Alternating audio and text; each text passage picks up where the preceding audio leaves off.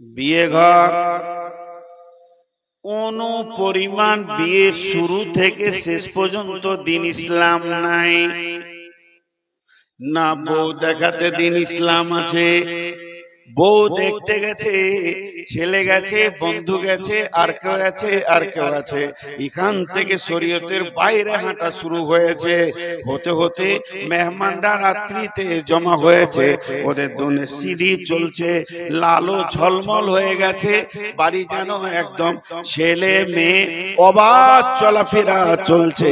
রাত্রিতে সমস্ত ব্যাচেলিয়ার ছেলে মেয়েদের অবাধ চলাফেরা চলছে।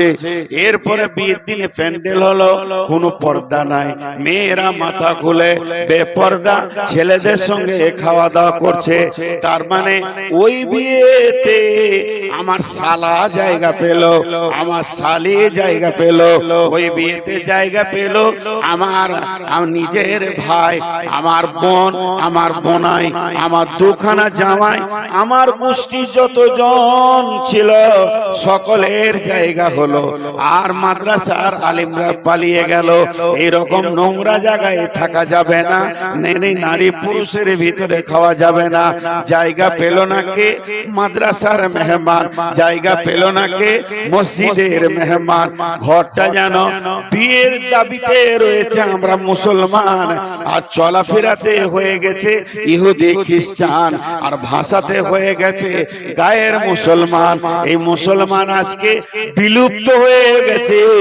লাইট দিয়ে দিয়ে, লালটন দিয়ে খুঁজে খুঁজে, হজবিডাঙ্গা বলেন, পাথরডাঙ্গা বলেন, মুর্শিদাবাদ বলেন, বর্ধমান বলেন, তথা পশ্চিমবঙ্গ বলেন, একটা 100% মুসলমান খুঁজে পাওয়া যাবে না।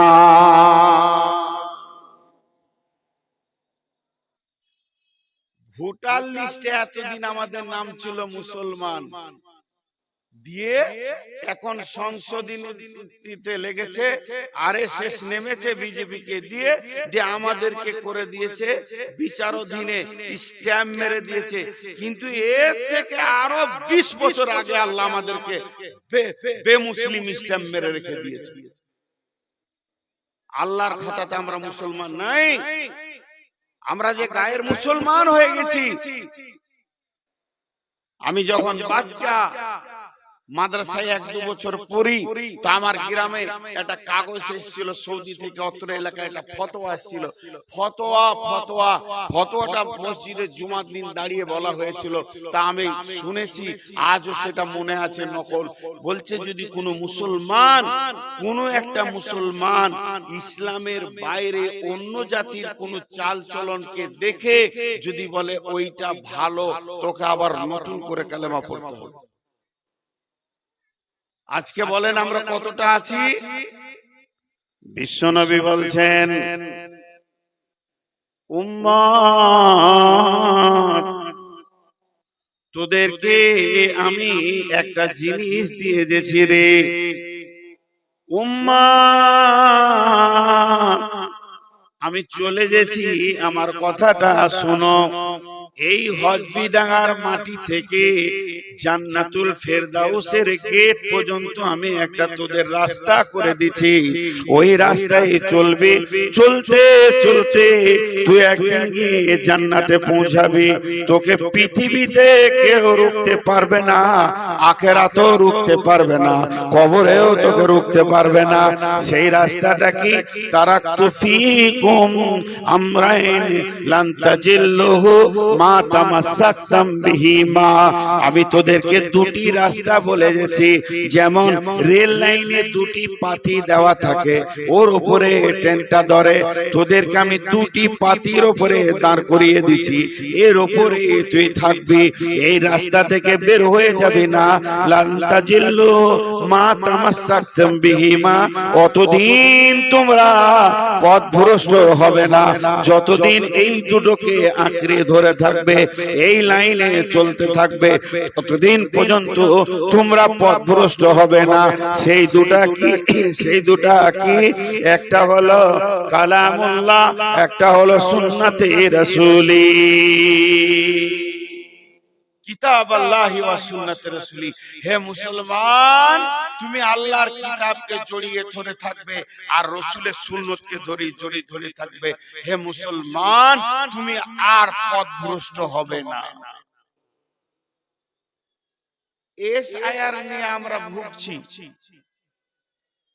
শুধু আপনি ভোগেন নাই, আমি বসে স্টেজে বক্তব্য রাখি, আমিও আপনার মতো রোগী, আমিও মানুষ। আপনি যতটা ইমানদার, তার থেকে ইমানের ওজন আমার কম। আমি কথাগুলো বলছি মুসলমানকে জাগানোর জন্য বলছি। অত্র এলাকার মুসলমানের সম্পর্কে আমার ধারণা যথেষ্ট ভালো আছে। এখানে সক্রিয় কিছু মুসলমান আছে, এটা আমি ভালো করে জানি। তো জাগানোর জন্য বলছি যে মুসলমান, তুমি যতক্ষণ এই দুটি রাস্তাকে জড়িয়ে থাকবে ততদিন পথভ্রষ্ট হবে না। একটা প্রশ্ন করব, ছোট্ট করে উত্তর দিবেন, চিল্লাতে হবে না। মা বোনেরা তো গল্প করেই যাচ্ছে, ওদের কোনো খবর নেই। আমি হাসার জন্য বলছি না। আজকে এসআইআর এ আমার নামটা আন্ডার বিচারাধীন করে দিয়েছে। আমি টেনশনে পড়ে গেছি। আমাকে একটা সরকার খুব বেশি যদি করে তো গুলি করে মেরে দেবে, ডিটেনশন ক্যাম্পে রেখে মেরে দেবে। কিন্তু আল্লাহ যদি একবার নামটা বেলাইনে করে দেয়, আল্লাহ যদি বলে তুই আমার গোলাম নস, চিরদিন জাহান্নামে থাকতে হবে, এখান থেকে একটা জ্ঞান করেলেন। আমি একটা ছোট্ট প্রশ্ন করছি, আপনাদেরকে জোরে চিল্লাতে হবে না, হালকা করে উত্তর দেন। আমাদের জীবনে যা দরকার, শুরু থেকে শেষ, বাচ্চা হওয়া থেকে কবরে শোয়ানো পর্যন্ত যা কিছু দরকার সব আল্লাহ দিয়েছে না দেয়নি? 100-তে 100 দিয়েছে না বাকি আছে খানিকটা? 100-তে 100 দিয়েছে। এই মোবাইল বন্ধ কর, মোবাইল বন্ধ কর, তুই আর রেকর্ড করবি না। 100-তে 100 দিয়েছে। সকল মুসলমান একবার মুখ খুলেন। আজকে মুসলমানদের অবস্থা কি জানেন? ফরদান ফরদান ফরদান, নিজে নিজে নিজে তু বুঝগা। এর জন্য আজকে আমাদের শক্তি হারিয়ে গেছে। বিশ্বনবী আমাদের শক্তি হারানোর কথা বলেছে যে আমার উম্মত যখন অহান রোগে ভুগবে তখন অন্য জাতি এদেরকে শাসন করবে। এলোরে কাল ভাদ্রকাল, বকরিতে চাটে বাঘের গাল। তাহলে সে বাঘটা কেমন? বকরিতে এসে বাঘের গাল চটাক চটাক করে চেটে দিয়ে ঘর চলে গেল, সে বাঘটা কেমন? জি, আপনাদেরকে দুটি কথা বলছি, তার আগে অঙ্কটা বলি। তাহলে আল্লাহ দিয়েছেন কত? 100-তে 100। 3 জন বললে, বাকি কটা বলেনি। এরা জেগে আছে। আমি যেটা প্র্যাকটিক্যাল দেখাতে চাইছি, আজ মুসলমানের শক্তি দেখেন, মুখ খোলার শক্তি নয়। এরা জিহাদ করবে, এরা জিহাদ করবে। সামান্য একটা ভালো কথাই মুখ খুলতে পারছে না, কত দুর্বল। এ খবর পৌঁছে গেছে আরএসএস এর কাছে, যারা সব দুর্বল হয়ে গেছে। প্রত্যেকটা উদাহরণ দিয়ে বলবো। তা আল্লাহ দিয়েছেন 100-তে 100। এখন বলেন, কোরআন আর মুসলমান পেছিয়ে চলে যান 1400 বছর, সাহাবীদের জামানায় চলে যান। প্রশ্নগুলো বোঝার চেষ্টা করবেন, উত্তর দিতে সুবিধা হবে। সাহাবা রাদিয়াল্লাহু মাজমাইনদেরকে সেই যুগের কাফের মুশরিকেরা প্রশ্ন করত, ওই এমন করে কথা বলতো, ছোট করে হিয়ানত করে হেকারত করে কথা বলতো, ওই তোরা কি করিস?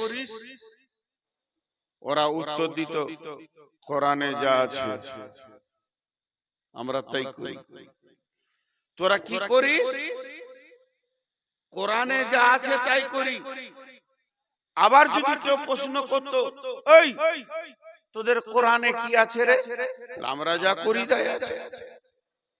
চলে আসেন 2026 সালে মার্চ মাসের 30 তারিখে হজবিডাঙ্গার ময়দানে। এখন আমি একবার মুসলমান আপনাদেরকে সকলকে জিজ্ঞাসা করছি, আপনারা কি করেন?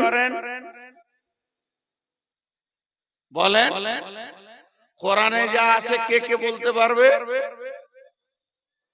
তাহলে আমরা তো অনেক আগে সরে গেছি কোরআন থেকে, আরো আগে মারার দরকার ছিল। আল্লাহ রহমের চোখে দেখছে, মারিস না মারিস না মারিস না, এবার সোজা হবে। মিলেছে কোরআনের সাথে আমাদের জীবন। আর যদি কেউ এসে প্রশ্ন করে তোমাদের কোরআনে কি আছে, বলে আমরা যা করি, তাহলে গাঁজা, সুদ, বাটপারি, লুচ্চামি, লাফাঙ্গাড়ি, বয়মানি, বেঈমানি, ডাঁড়ি মারা সব কোরআনে আছে। সবগুলো আমরা করি। दोष কাউকে দেবেন না। इस घर में आग लगी है घर ही की चिराग से। আমরা ডোনাল্ড ট্রাম্পের লোক নই, আমরা ওই মোদির লোক নই, আমরা পৃথিবীর কোন রাজনৈতিক লোকের লোক নই। আমাদের নেতা, আমাদের মালিক, আমাদের মুনিব যিনি, তিনি অমর, আমাদের আল্লাহ এখনো বেঁচে আছেন। আর তার অনুসারী, তার বান্দা আজকে কুত্তার মতো মার খেছে। তাহলে কি আল্লাহ উপর থেকে ভূমিকা কি করছে? খালি টুকটুক করে দেখছে যদি কিন মারু। আর আল্লাহ এক চান্স ইচ্ছা করলে রাতই উল্টিয়ে দিতে পারে পৃথিবী। সেই আল্লাহ কি করছে? ভাইরা আমার, বিশ্ব নবীর আর একটা কথা লেন। আল্লাহ নবী বলছেন, লা তাতরুকান্না সালাতা মাকতুবাতান মুতাআম্মিদান ফাইন্না মান তারাকা সালাতা মাকতুবাতান মুতাআম্মিদান ফাকাদ বারিয়াত মিনহু জিম্মাতুল্লাহ। আরেকবার বলছি, নবীজি বলছেন, মাঝরে লা তুশরিক লা তাতরুকান্না সালাতা মাকতুবাতান মুতাআম্মিদান ফাইন্না মান তারাকা সালাতা মাকতুবাতান মুতাআম্মিদান ফাকাদ বারিয়াত মিনহু জিম্মাতুল্লাহ। নবীজি বলছেন, মা আমার উম্মতকে বলে দিও। আর হযরতে মাছ বর্ণনা করছেন, এখন আমাকে বলাচ্ছেন কে? আমার আল্লাহ। আমার জিহ্বা ব্যবহার করছেন কে? আল্লাহ। দেহটা নূর মুহাম্মদের, এটাও আল্লাহর গোলামের। মাইকটা কমিটির, আর আমাকে বলাচ্ছেন যিনি, তিনি আল্লাহ। হজবিডাঙ্গার লোককে আমাকে বলেছেন, হে নূর মুহাম্মদ, তুই আজকে ওখানে নারী পুরুষকে একটা কথা বলে দে। আল্লাহর নবী বলেছেন, লা তাতরুকান্না সালাতা মাকতুবাতান মুতাআম্মিদান। হে খবরদার, ইচ্ছা করে স্বইচ্ছায় সজ্ঞানে এক ওয়াক্ত ফরজ নামাজ ছেড়ে দিও না। মান তারাকা সালাতা মাকতুবাতান মুতাআম্মিদান ফাকাদ বারিয়াত মিনহু জিম্মাতুল্লাহ। মাঝরে বলে দিও, মুসলমান যখন ইচ্ছা করে এক ওয়াক্ত ফরজ নামাজ ছেড়ে দেবে, ইচ্ছা করে এক ওয়াক্ত ফরজ নামাজ ছেড়ে দেবে, আল্লাহ বান্দা বান্দা আল্লাহ, আল্লাহ বান্দা বান্দা আল্লাহ সম্পর্ক ছেড়ে যাবে। সহজ করে বুঝেন। আমি একটা মেয়েকে বিয়ে করেছি, সেই মেয়েটা আমার বিবি হালাল, তার সাথে আমার অন্তর্নিহিত সম্পর্ক কতটা, ওই মেয়েটাকে আমি বুঝি, ও আমাকে বুঝে। ওই মেয়েটার মাথায় ব্যথা হলে আমার বুকে ব্যথা হয়, মেয়েটার চোখের পানি এলে আমার চোখে ব্যথা হয়। মেয়েটাকে আমি এতটাই ভালোবাসি, সে যদি না খায় কোনো কারণে আমিও খেতে পারবো না। দুইজনা যেন বৈবাহিক জীবনে হালাল পন্থায় দুইজন প্রেমের রশিতে বাঁধা আছে। কিন্তু ওই মেয়েটি একদিন বিপদে পড়লেও আমার মনে শান্তি থাকবে না। আর ওই মেয়েটি যদি আমার সঙ্গে তালাক নিয়ে নেয়, আর তালাকটা যখনই ঘটে যাবে, তালাকের প্রসেস যখন কার্যকারী হয়ে যাবে, মেয়েটা অ্যাক্সিডেন্ট হয়ে গেল, চোখে পানি আসবে না। মেয়েটা আছে না মারা গেছে, আমার খোঁজ থাকবে না। এরই নাম হলো যত প্রেম তত ছাড়াছাড়ি। তো আল্লাহ যতদিন গোলামি করবে, ততদিন বান্দা সম্পর্কে আল্লাহ সম্পর্ক থাকবে। যেদিন গোলামি ছেড়ে দেবে, সেদিন আল্লাহর সাথে বান্দার সম্পর্ক কেটে যাবে।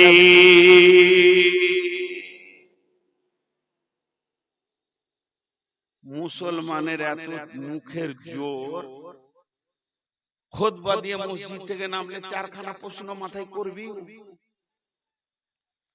মাথাতে যেন শয়তান বসে আছে। এখন আপনাদের প্রশ্ন আসবে একটা, তাহলে যেগুলো নামাজি আছে ওরা কেন মার খেয়েছে? খাবে তো, রসুলের হাদিস আছে, রসুলের হাদিস আছে। আল্লাহ তাবারাক ওয়া তাআলা কালাম পাকে কি বলছেন? বিসমিল্লাহির রহমানির রহিম।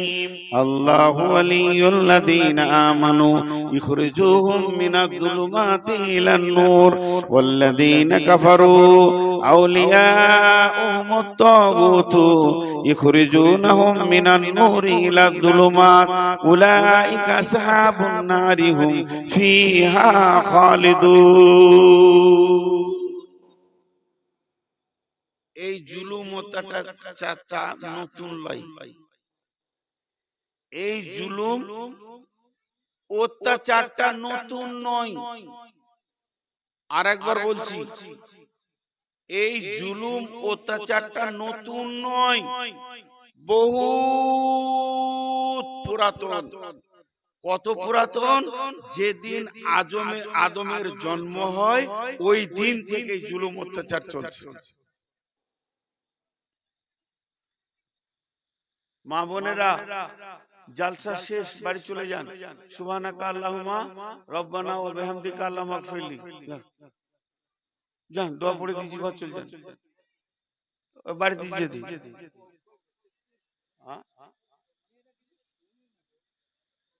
আজকে প্রথম নেই, এর আগে আবার আনলে শুনে না, মেয়েদের প্যান্ডেল করবেন না, ওরা আসবে, আবার কাছেই দিয়েছে, মুখ বন্ধ আছে। দেশে কি চলছে কোন খবর আছে? আর যত দামি বেগুন নিয়ে আসেন চারটা ফুটে দেখাবে, কুবুদ্ধি শেষ নাই, স্বামী জ্বলাইতে হয় খালি ওইটাই জানে, আর বাকি দেশের খবর জানে না।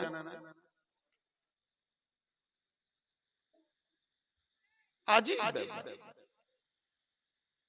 মুখ না মেশিন না সেলাই মেশিন, আল্লাহ জানে। একটা বায়ান চলছে তো শুনবে, আর সমস্যার কথা বলছি আজকে। তো আল্লাহ বলছে যে পৃথিবীটা দুটো মেরুকরণে বিভাজন হয়ে গেল যেদিন আমি আদমকে বানালাম। কেন? তার আগে ইবলিসের জন্ম হয়েছে, কিন্তু ইবলিস হয়নি। আজাদিল বহুত বড় আবেদ ছিল। একটা কিতাবে লিখেছে আদম আসার আগে 700 বছর জিনেরা দুনিয়া করেছে। তো এর ভিতরে জিনেদের অনেক নবী ছিল, তাদেরকে ওরা হত্যা করেছে। তারপরে এই যে মানুষ এলো, একদিকে আদম যখনই দাঁড়িয়ে গেল সম্মান নিয়ে, অন্যদিকে ইবলিস দাঁড়িয়ে গেল। ওই ইবলিস, ওর যে বিচন, ওই বিচনই মুদি জন্ম নিয়েছে, ওই বিচনে অমিশ্বার জন্ম হয়েছে, ওই বিচনে জন্ম হয়েছে আপনার কিনা আদিত্যনাথ যোগীর। আপনি কি ভেবেছেন ওর বিচন গুলো শেষ হয়ে গেছে? কেউ স্প্রে করেছিল ইবলিসের বিচন শেষ হয়ে যাক? আছে, বেঁচেই আছে, তার বীজ আছে। না, আল্লাহ বলছেন সব কথা মূলে মেরে দিচ্ছেন। আল্লাহু ওয়ালিয়ুল্লাযীনা আমানু ইখরিজুহুম মিনাজ যুলুমাতি ইলান নূর ওয়াল্লাযীনা কাফারু আউলিয়াউহুমুত তাগুতু ইখরিজুনাহুম মিনান নূরি ইলাজ যুলুমাত উলাইকা আসহাবুন নারি হুম ফিহা খালিদুন।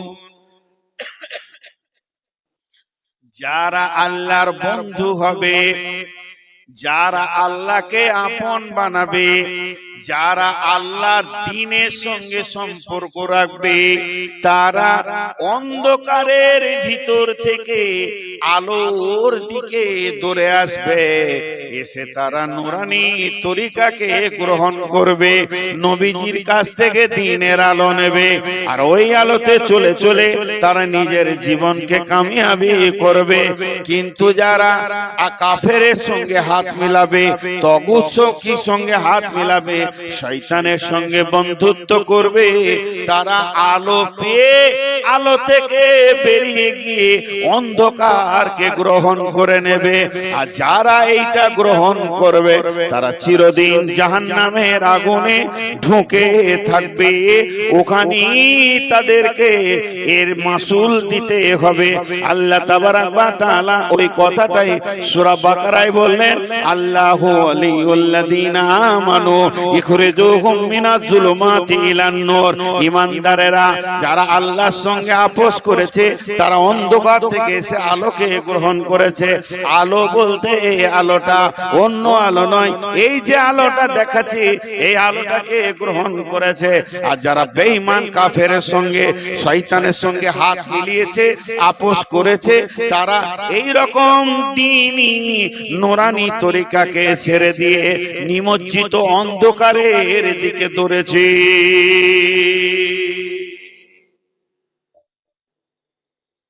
আমি যদি নামাজ পড়াই একদিকে সালাম ফিরে উঠে যাই, আপনি আমাকে বলবেন দলিল কি? আমাকে হাদিস দিতে হবে না কোরআন দিতে হবে? আমি যদি উজু করি দুবার করে করি, তিনবার করে না করি, আপনি আমাকে প্রশ্ন করবেন দলিল কি? আমাকে হাদিস দিয়ে প্রমাণ দিয়ে উঠে যেতে হবে। মানে ইসলামের প্রতিটা অঙ্গে দলিল আছে, প্রতিটা কাজে দলিল আছে। সামান্য মুখে থুতু এসে ওটা ডান দিকে ফেলবো না বাঁ দিকে ফেলবো দলিল আছে। নামাজে হালাতে কোথা ফেলবো এই দলিলটাও আছে। ইসলাম কোন জায়গাটা ছাড়েনি। আপনি পেশাব পায়খানা যাবেন, কোন হাতটা ব্যবহার করবেন, কোন পা আগে ঢুকবে কোন পা আগে বের হবে, এরও দলিল আছে। ইসলাম কাউকে ছাড়েনি। এবার আপনার বিয়ে ঘরে সিডি চলছে আর মাথা খুলে ব্যাচেলিয়ার মেয়ে ঘুরছে ফিরছে, যদি গার্জেনকে বলা হয় এগুলো কেন করছেন গো, শরীয়তে যে নাই, বললে হবে যুগের সঙ্গে চলতে হবে, একটু যুগের সঙ্গে চলতে হবে। এইটা একটা দলিল। এই দলিলটা এত ভালো দলিল, সমস্ত নাজায়েজ জায়েজ হয়ে যায়। যুগের সঙ্গে চলতে হবে। ওকে কে চলতে বলেছিল? আল্লাহ বলছে চলতে হবে তো চলগা। একটা সত্য কথা জবান দিয়ে বলবেন, খুশি হব, আল্লাহ খুশি হবে যে আমার বান্দা সত্য কথা বলেছে। কোন একটা গায়ের মুসলিম হিন্দু ছেলে ধরেন ওর চাল চলনটা মুসলমানের মতো, উঠা বসা, কাউকে দেখা হলে সালাম দিয়ে দেয়। আমি হয়তো ওইখানে মোড়ে দাঁড়িয়ে এসে বলছে মৌলভী সাহেব আসসালামু আলাইকুম, আমি চিনতে পারি নাই, আমি বললাম ওয়ালাইকুম সালাম। কিছুক্ষণ পর একজন বলছে হিন্দু ছেলে, খুব ভালো ছেলে, মাঝে মাঝে জুমার দিনও মসজিদ ঢুকে যায়, লে মজা। আবার ঈদের দিনে চলে আসে, খায় দায় ঘুরে, মুসলিম ছেলেদের সঙ্গে থাকে। এখন আপনার মনটা কি বলবে? ঠিক করে বলো, ওই ছেলেটার প্রতি আপনার মনটা কি বলবে? বলবে যে একদম 70% এইদিকে চলে এসছে, আর একটু মেহনত করলেই হয়ে যাবে। কথা ঠিক না ভুল? ঠিক করে বলেন, কথা ঠিক না ভুল? আজকের মুসলমানরা 95% ওইদিকে চলে গেছে, তাহলে ওদের মনটা কি বলবে? কাটা ঝটকা মারা, হারাম হালাল নাই, মদ ডান হাত বাঁ হাত নাই, কাকা দিদিমা পেশি পেশো সব মুসলমানরা গ্রহণ করে নিয়েছে। তাহলে একটা হিন্দু ছেলে যখন দেখবে তো কি বলবে? এরা 95% চলে এসেছে, আর একবার খালি চেপে ধুমকি মার ঢুকে যাবে। কেন বন্ধুরে আমার? তাহলে শুনে নেন, যখন গুলিবাতির রোম পারস্য বৃহত্তর সম্রাট বাদশাহ হেরাকেল একটা মাথা নিশাখোরের মতো ছিল। ওই বাদশাটা বেঈমান বাদশা ছিল। ওই বাদশার কাজ ছিল কি, কেউ যদি ওকে ফিস করে বলে দিত আপনার থেকে এলাকায় একটা বড় মাস্তান আছে, তোকে মেরে পিটে হত্যা করে শেষ করে দিয়ে ওই এলাকাটা দখল করত। আবার যদি বলে দিত তোমার এই পাশে একটা বড় মাস্তান ডন ঘুরছে, তুমি ওকে পারবে না, মার ওকে মার, পিটেলে এলাকাকে দখল করে নিয়ে। এই দখল করতে করতে করতে করতে বৃহত্তর একটা দেশের মালিক ছিল। বাদশাটার নাম হেরাকেল। আর ওই জন্য কোরআনে একটা সূরা এসেছে গুলিবাতির রোম, রোম বিজয়ী। সেটা কত বড় বাদশা ছিল শুনেলেন? তার রাজ্য সাম্রাজ্য ছিল কয়েকটা ভারতবর্ষের পাশের সমান, সে একাই হুঙ্কার চালাতো। এরপরে গোয়েন্দা মারফতে ওই বেঈমানের কাছে খবর চলে গেল, ও বাদশাহ হেরাকেল, তুমি কি খবর শুনেছো? বলে কি? বলে তোমার পাশে দেশে সৌদি আরব, সৌদি আরবের ভিতরে মক্কায় ছিল, বর্তমানে মদিনায় চলে গেছে, একটা নেতা এসেছে, নেতাটার নাম মোহাম্মদ, ওকে কেউ লড়াইয়ে পারছে না, তাহলে কি করা যাবে? বাদশাহ হেরাকেল বলছে চলো ওকেও পিটা। তার মোহাম্মদকে এবার মারবো সাল্লাল্লাহু আলাইহি ওয়াসাল্লাম। এবারে নিশা উঠে গেল, নিশাখোর যেমন খবর শুনলি নিশা উঠে, ওর নিশা উঠে গেল, নবী মুহাম্মদ সাল্লাল্লাহু আলাইহি ওয়াসাল্লামকে মারবো। এদিকে রেডি হচ্ছে, সাজো সৈন্য সাজো। কেউ কেউ বলছে পারবি না, বিরাট শক্তি ওর কাছে, যে যায় সে হেরে যায়। বাদশা হেরাক্লিস বলছে এক চুটকিতে নিয়ে নেব, ছোট্ট পর একটা দেশ নিয়ে বসেছে, একটা চুটকি মারবে নিয়ে নেব। নবীজির কাছে গোয়েন্দা মারফত খবর পৌঁছালো মসজিদে নববীতে যে বাদশা হেরাক্লিস রোম সম্রাট আপনাকে এখানে পরাজিত করবে, করে বিজয়ী তুলবে। এই নিয়ে তারা মানসিকতা তৈরি হয়েছে, সে তার সৈন্য দলবল তৈরি করছে। নবীজি বললেন তোমরাও তৈরি হয়ে যাও। 30,000 সাহাবী, তখন সাহাবী বেশি নয়, মাত্র 30,000। মদিনা থেকে তবুকের প্রান্তর হচ্ছে 1700 কিলোমিটার রাস্তা, 1-2 কিলোমিটার নয়। আর এখন রাস্তাগুলো পাহাড় কেটে সুলঙ্গ করে করে হাই রোড বানিয়ে দিয়েছে, যে 1700 কিলোমিটার হয়েছে। আর রসুলের জামানায় পাহাড় চড়ো নামো কিংবা পাহাড়ের গলিতে হাঁটো, আর পাথর ছিল না, রোড ছিল না, আর বালি খোঁচা পাথর রাস্তা দিয়ে হেঁটে যেতে হবে। শুধু তাই নয়, গরম এমন সময়ে মুনাফিকরা ঘরে ঘরে বলতে লাগলো, যাস না রে, এত গরম সহ্য করতে পারবি না, 1700 কিলোমিটার হেঁটে যেতে হবে। আল্লাহ বললেন, হে নবী তুমি বলে দাও, এর থেকে জাহান্নামের আগুন আরো বেশি গরম, থাকবি না চলবি। দেখ এই 1700 কিলোমিটার হেঁটে গেলেন কয়জন সাহাবী? মাত্র 30,000।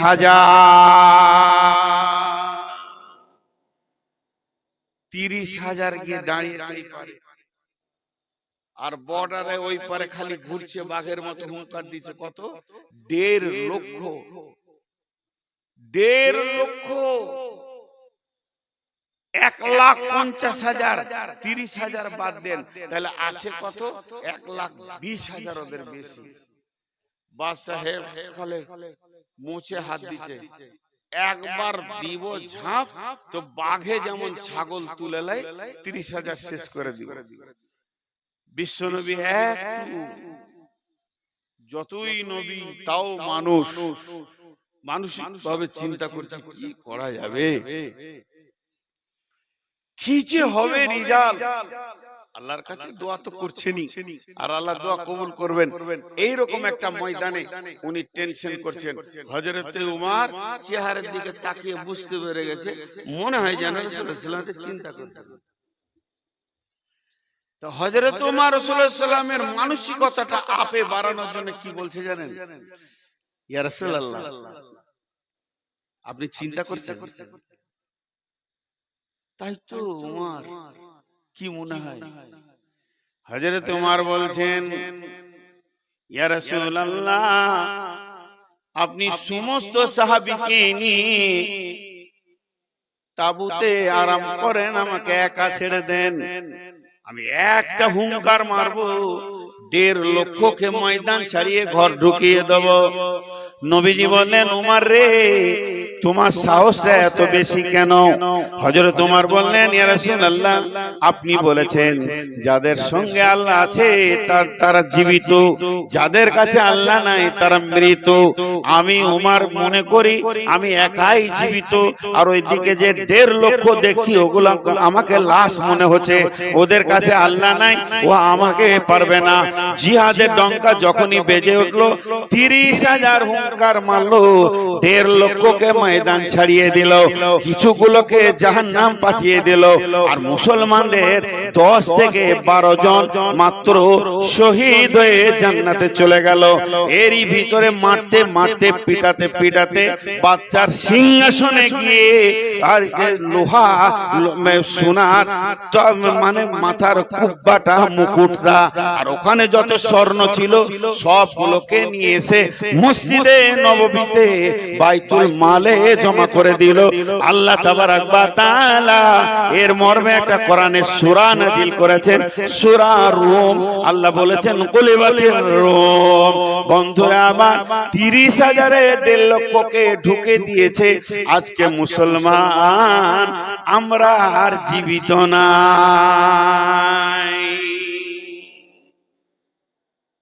এখানে যতগুলো মুসলমান বেঁচে আছি, বসে আছি, একজন উঠে দাঁড়িয়ে বলতে পারবেন যে আমি আমার ব্যবহারে আমার আল্লাহ 100% রাজি আছে, আমি যা বলবো তাই হবে, আমার আল্লাহ আমার দোয়া কবুল করবে? একজন পারেন? প্রথমে আমি বলছি, আল্লাহর কসম আমার মতো বেঈমান কেউ নেই। এখন মরলে আল্লাহ আমাকে পিটাতে পিটাতে শেষ করবে, তারপরে তো আমার দোয়া কবুল হওয়া দূরের কথা। আমি মুনাফিকি হালাতে আপনাদের সামনে কথা বলছি।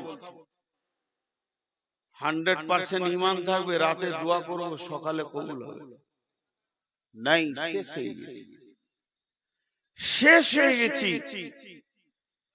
আর ওস্তাদ একটা গল্প বলতেন, সেই গল্পটা আপনাদেরকে শোনাই। তার আগে আফসোসের কথাটা বলি, আমরা কোথা শেষ হয়ে গেছি।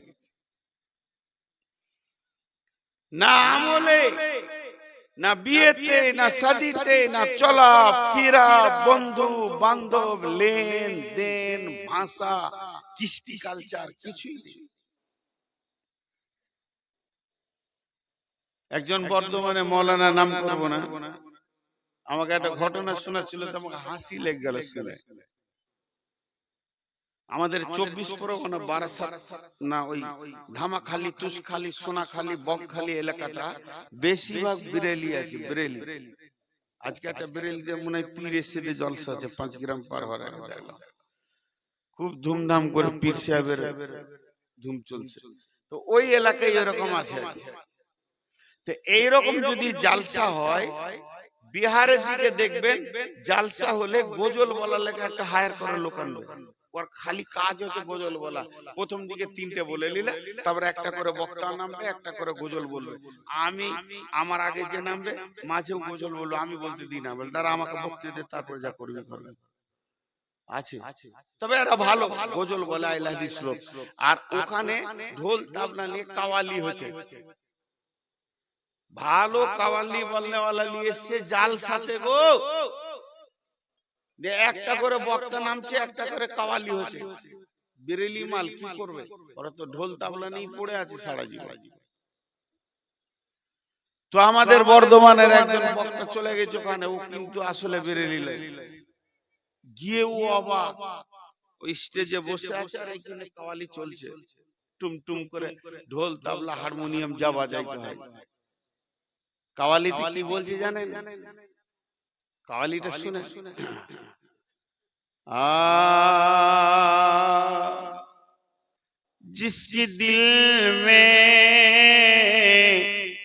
जिसके दिल में मोहब्बत रसूल नहीं, वो मोमिन नहीं, मोमिन नहीं, मोमिन नहीं। কথাটা খুব দামি বলছি। जिसके दिल में मोहब्बत रसूल नहीं, वो मोमिन नहीं, मोमिन नहीं, मोमिन नहीं। কাওয়ালি হয়ে গেল। এবার সভাপতি বলছে আপনাদের সামনে বর্ধমানের অমুক মাওলানা বর্ধমানে এসেছে, বায়ান করবে। তো মৌলবি উঠলে মানুষ অপেক্ষা করে, কি বলবে? আসসালামু আলাইকুম, আলহামদুলিল্লাহ, নাহমাদুহু ওয়া নাস্তাঈনুহু ওয়া নাস্তাগফিরুহু। এটা 2 মিনিট সব বক্তাই বলে, লোক জানে, চুপ করে শুনে তারপরে বাংলা বলবে। তো এটা তো বক্তার নিয়ম। তা ওকে যখন মাইকটা দিয়েছে, মাওলানা বলতে শুরু করেছে, শ্রোতারা ভাবছে ই আবার কোয়ালি বলবে নাকি রে, কোয়ালি তো হয়েই গেল, তুই আবার কোয়ালি বলবে নাকি? তো বলছে না, আমার কোয়ালি শুনতে হবে। একজন আর শুনলেন, আমার কেন শুনবে না? মৌলানা শুরু করেছে, जिसके दिल में जिसके दिल में मोहब्बत रसूल होगा, उसके चेहरे पे पता चलेगा, पता चलेगा, पता चलेगा। যে লোকটা কোয়ালি বলছে সকালে দাঁড়িয়ে এসেছে আর ও যে মোহব্বতে রসুল। আজকে বলেন বন্ধু, এখানে যতগুলি লোক বসেছেন, এসআইআর করতে গিয়ে আধার দাও, ভোটার দাও, প্যান দাও, বাপের নাম দাও, বাপের ভোটার লিস্ট দাও, এতগুলো কাগজ প্রুফ করার পরেও ওরা ইচ্ছা করে নিয়েছে একে নিব না, তাই আমাদেরকে পেরেশানিতে ফেলছে। আর এখন যদি একবার এই লোকগুলোকে একটা হল ঘরে ভরা হয় আর কোরআনকে যদি বলা হয় তুই চেক আপ কর, কে মৌলবি, কে মুসলমান, কে মুসলমান নয়, কে মুসলমান, কে মুসলমান নয়, কোরআন যদি আমাদের চেক আপ শুরু করে দেয়, কথার কথা বলছি, জিবরাইলকে পাঠানো হলো বেরলো করে, যে বলা হলো একবার এদের পেপারস গুলো দেখে নে, চেহারা দেখবে, মুখে লাত মেরে তেরে দেবে, আল্লাহর কাছে গণনায় আসবো না। আল্লাহর কাছে যদি গণনা না আসি, এসআইআরে ফেল পড়লে আপনাকে ডিটেকশন ক্যাম্পে রেখে মেরে দেবে, এর থেকে বেশি কিছু করতে পারবে না। কারণ দুনিয়াটা নিয়ে এরা বেশি পেরেশান হয়ে আছে। আল্লাহ রাসূল ফয়সালা করে দিয়েছে, আর দুনিয়াও সিজনুল লিল মুমিনিন, মুমিনের জন্য দুনিয়া হচ্ছে জেলখানা, আর জেলখানায় মানুষ শান্তিতে বাস করে না, পেরেশানিতে বাস করে। অতএব আমরা পেরেশানিতে বাস করব। আর জান্নাতুল লিল কাফির, কাফেরের জন্য একটা জান্নাত, এরা লাফাবে, হই করবে, ঢোল বাজাবে, তবলা বাজাবে। তাই তো দেখা যাচ্ছে মুসলমান যেন জেলখানায় বাস করছে, আল্লাহ রাসূলের কথাটা মিলে গেছে, ওরা যেন জান্নাতের খোঁজ খবরই নিয়ে নিচ্ছে। কিন্তু সূরা আরাফটা খুলে দেখবেন, ওই বেঈমানরা আজকে যারা গেরুয়া পোশাক পরে বড় বড় তলোয়ার নিয়ে মুসলিমদের মসজিদের সামনে তলোয়ার ঘোরাচ্ছে, ওই বেঈমানরা যখন জাহান্নামে চলে যাবে, সূরা আরাফের ভিতরে আছে, তখন এই মুসলমানদেরকে নিয়ে গিয়ে দেখানো হবে, দেখো ওই লোকগুলো কোন জায়গায় রয়েছে। ওরা চিৎকার করে বলবে, বন্ধুরে ভুল করেছি, বাঁচার কোনো উপায় আছে কি? তখন এই মুসলমানরা বলবে, বেঈমান রে, তোদের চরিত্র তোদেরকে ঠিক জায়গায় পৌঁছিয়ে দিয়েছে। দেখাবে আল্লাহ। সূরা আরাফে আছে, আমার আয়াতটা মুখস্থ নাই, শুধু তরজমাটা দিলাম, এর পরে পরে আয়াতটা আবার মুখস্থ আছে, পরের আয়াতটা ওরা তখন চিল্লি উঠে বলবে, নাদা সাবুন নারা সাবুল জান্নাতে আনাফিজু আলাইনা মিম্মা রাযাকাকুমুল্লাহ ক্বালু ইন্নাল্লাহ হারামাহুমা আলাল কাফিরিন। চিৎকার মেরে বলবে, জান্নাতীরা, আমরা জাহান্নামে কিছু খাবার পেছি না, আল্লাহ তো তোমাদেরকে পানি খাবার অঠেল দিয়েছে, ওগুলো কিছু জাহান্নামে পাঠিয়ে দাও, তাকে আমরা একটু বাঁচবো। তখন এই জান্নাতীরা বলবে, ক্বালু ইন্নাল্লাহ হারামাহুমা আলাল কাফিরিন, জান্নাতের খাবারকে জাহান্নামীদের জন্য আল্লাহ হারাম ঘোষণা করেছে। দুনিয়াতে যা হারাম বলেছিল তা তোমরা খেয়ে নিয়েছো, মানোনি, এখানে মানিয়ে ছাড়বে আল্লাহ। ভাইরা আমার, তাই একটা কথা বলি আফসোস করে, বচনে বচনে বিটি হারাইলো কেথা, ভেরলের যুদ্ধতে গেল শিয়ালের মাথা, মা বিটিতে ঝগড়া করে বটি পড়লো নাকে, তিনজনের মধ্যে দোষ দিব কাকে? জি, এক শিকারী জঙ্গলে গেছে, হরিণ শিকার করবে, হরিণ,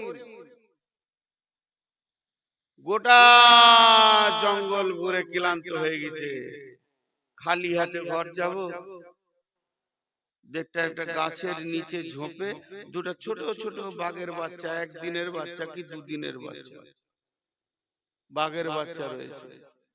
ওই বাঘের বাচ্চাটা নিয়ে ঘর চলে এলো, বাঘের বাচ্চা মানুষের কোলে ঘর চলে এলো।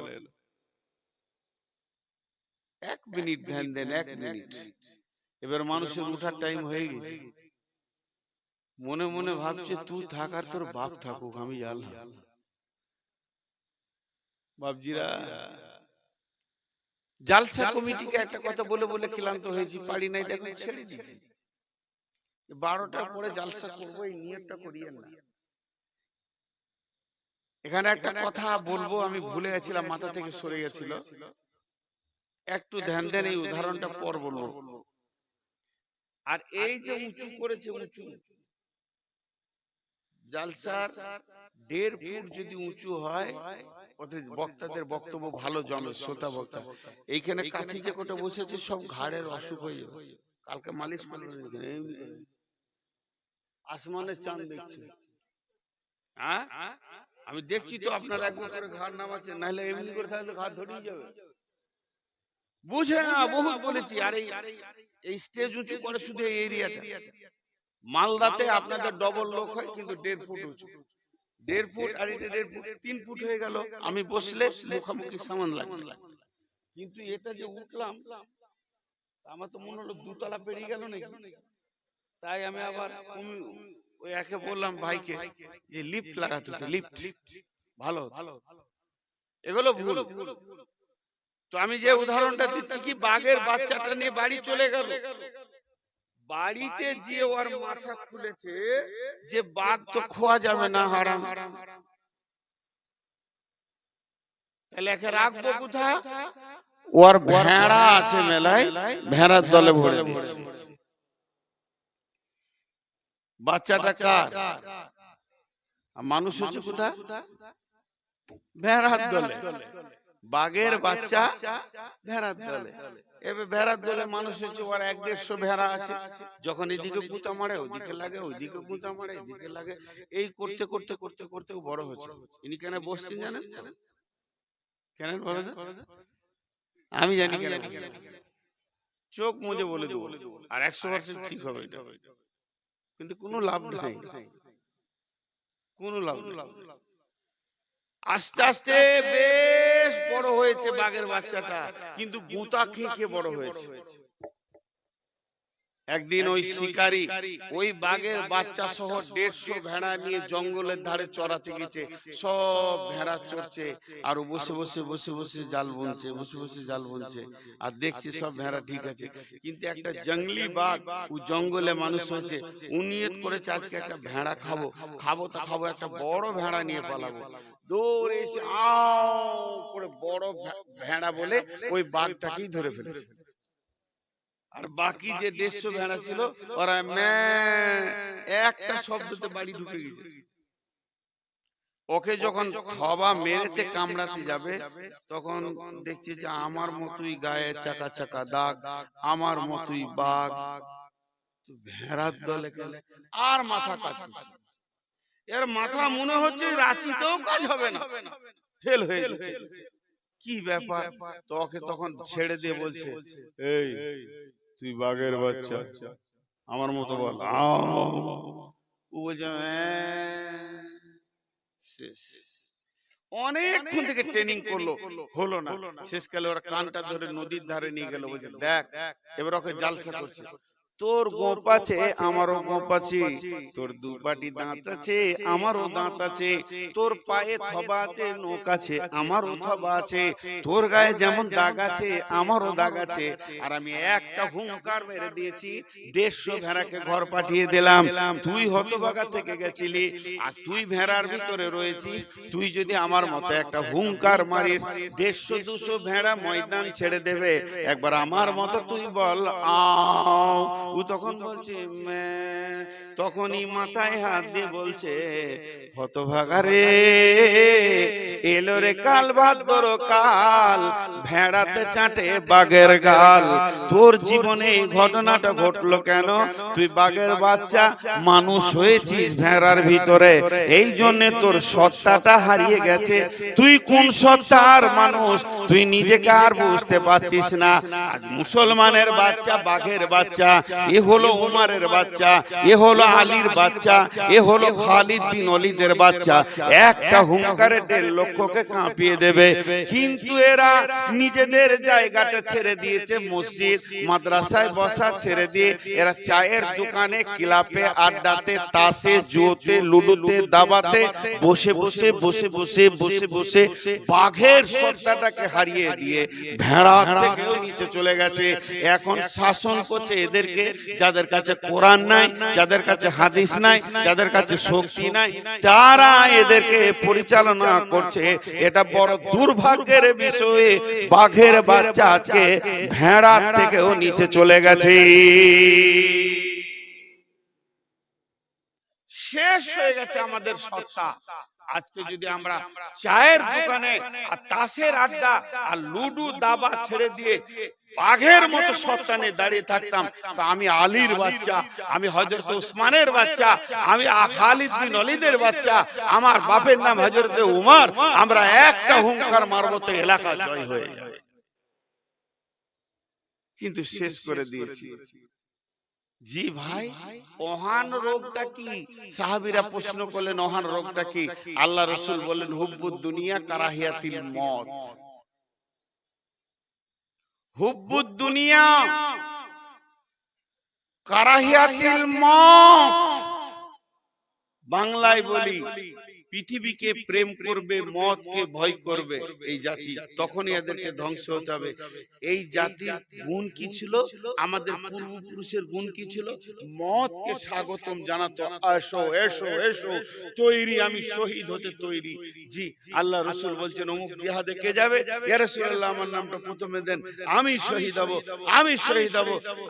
আব্দুল্লাহ জুলবাতে যাইন কি আল্লাহ রাসূল যখন ঘাড়ে হাত দিয়ে দোয়া করে দিলেন, এই আল্লাহ কাফের বেঈমান মুশরিকের জন্য আমি আব্দুল্লাহ রক্তকে হারাম করে দিলাম। উনি ডুকরে কেঁদে উঠলেন আর বললেন রাসূলুল্লাহ আমি শহীদ হওয়ার জন্য রেডি হয়ে আছি, আর আপনি আমাকে এই দোয়া করে দিলেন। আল্লাহ রাসূল হালকা করে বললেন তুমি বিছানাতে মরলেও শহীদের দরজা পাবে। তোমার যাতে ইসলামের ব্যাপারে তুমি বিছানাতেও মরলেও তুমি পাবে। আজকে মুসলমানদের ভিতরে রগ কেটে গেছে, আমার পায়ে মশা লেগেছে, হাতকে খবর নাই, মশা লুটে লিছে পাটাকে, আর হাতে মশা লেগেছে, পাকে খবর নাই, দাঁতে ব্যথা উঠেছে, পা ডাক্তারখানা যাবে না, বডি যেন কাজ করছে না, এ বডি আর কাজ করছে না। তো মুসলিম নামে বডি, যাদের নামগুলো এসআইরে এসে গেছে তারা আনন্দিত, কিন্তু যাদের আসে নাই তারাই খালি মশা তাড়ছে। এদের আর কোনো রেসপন্সিবিলিটি নাই। এক হয় আগে ভোটার তারপরে ভোট, এটা হতে পারছে না। কেন? কেটে গেছে। আর মওতের খবর শুনলে এরা ভয় খেয়েছে, ভয় খেয়েছে। জিহাদ কাছে এলে সাহাবীরা মনে করতো যে আর দুদিন পরে ঈদ, ঈদ আমি জান্নাতে যাব, আল্লাহর মুলাকাত করব, আর আমাদেরকে জিহাদকে ভয় লাগছে। কেন ভাই? একটা উদাহরণ দিচ্ছি, এই মা বোনদেরকে দিয়ে উদাহরণটা দিচ্ছি। আজ থেকে 30-40 বছর আগে মা বোনেরা 4টা 5টা 6টা 7টা 8টা 10টা ছেলের মা হয়েছে। আবার শুধু তাই নয়, ভোর বেলায় প্রসব যন্ত্রণা উঠেছে, বাচ্চা হয় না হয় না, দিন গেল, দিন গিয়ে রাত গেল, রাত গিয়ে পরের দিন গেল, তারপরে দুপুর বেলায় বাচ্চা হলো, 1.5 দিন পর সমস্ত প্রসব যন্ত্রণাকে গ্রহণ করেছে। এখনকার মেয়েদের প্রসব যন্ত্রণাকে নেওয়ার ক্ষমতাই নেই, খালি দেখছে যে কবে ডেট, কবে ডেট। ডেট দিয়েছে 3 তারিখ, ও 1 তারিখে যে শুয়ে আছে বেটে, যে এ প্রসব যন্ত্রণা লুব না। আজকে মানুষের মানসিকতা জিহাদ থেকে সরে থাকার মতো ওই রকম হয়ে গেছে। এদের স্ট্রেংথ নাই ঈমানের উপরে দাঁড়িয়ে জিহাদকে গ্রহণ করব, সারা বিশ্ব জেনে নিয়েছে।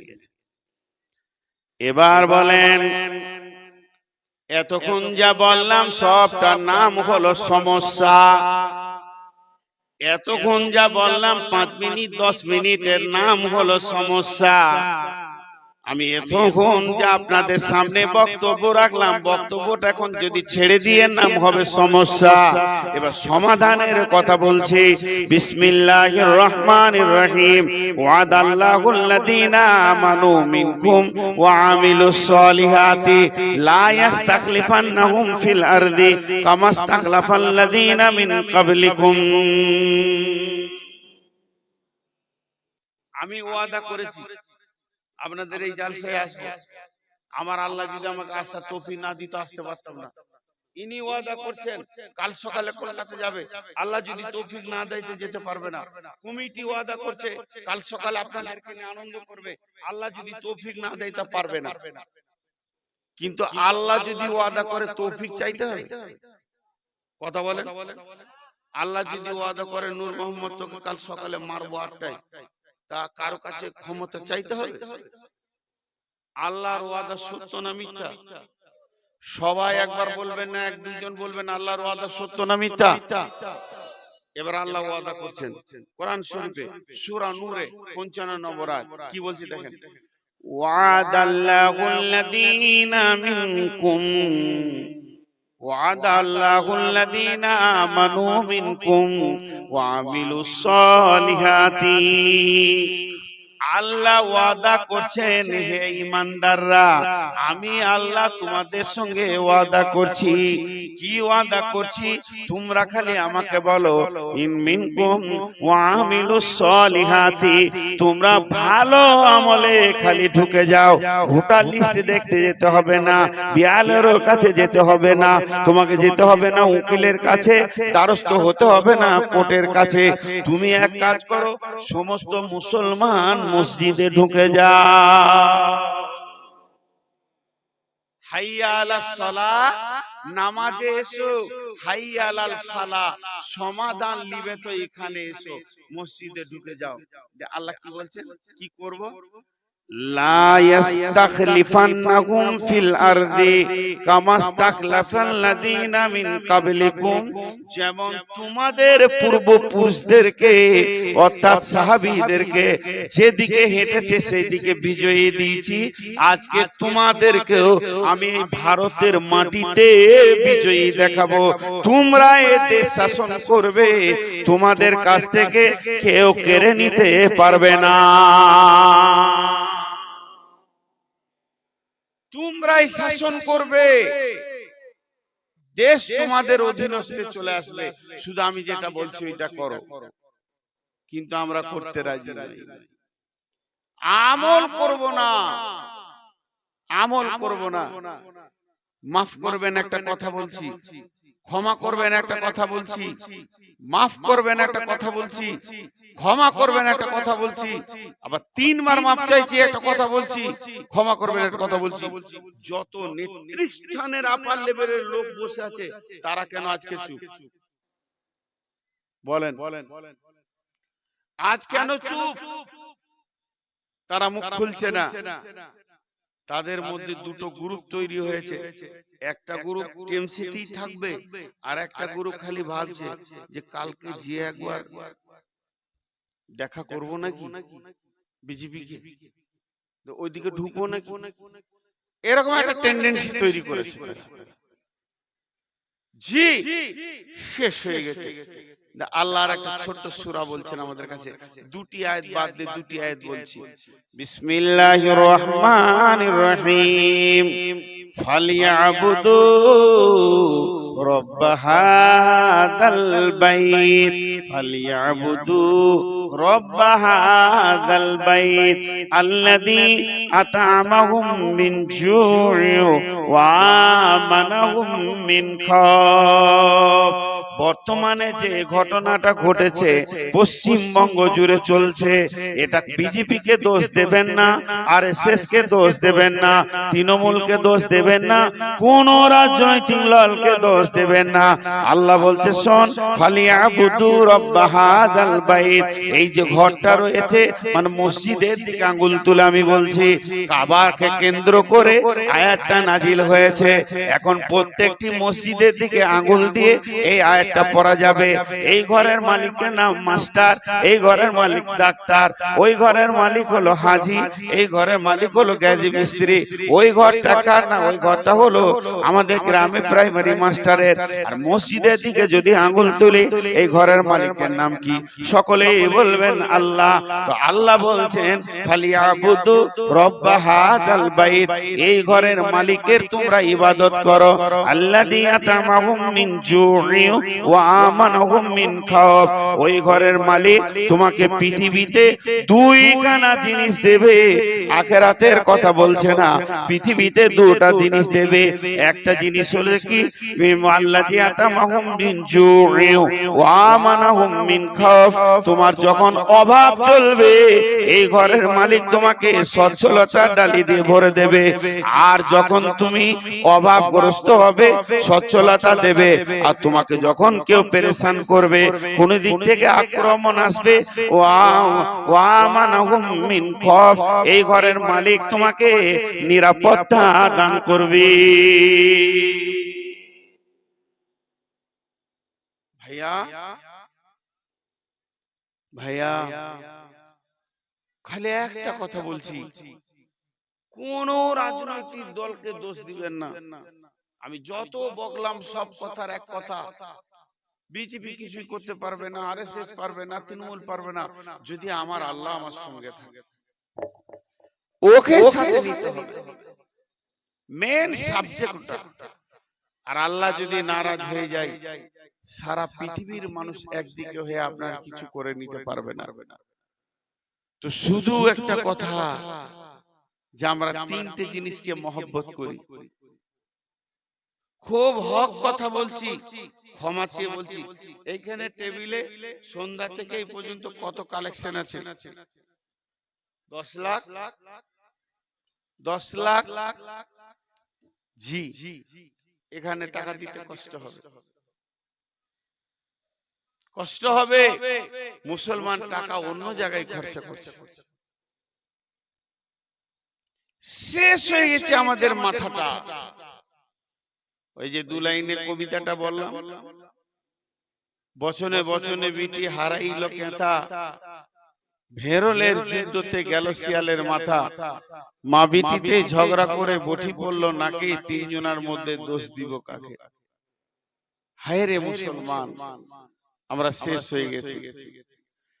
আল্লাহ তাবারাক ওয়া তাআলা বলছেন, বিসমিল্লাহির রহমানির রহিম, ইয়া আইয়ুহাল্লাযীনা আমানু হাল আদুল্লুকুম আলা তিজারাতিন তুনজিকুম মিন আযাবিন আলীম, তুমিনুনা বিল্লাহি ওয়া রাসূলিহি ওয়া তুজাহিদুনা ফি সাবিলিল্লাহি বিআমওয়ালিকুম ওয়া আনফুসিকুম, যালিকুম খায়রুল লাকুম ইন কুনতুম তা'লামুন।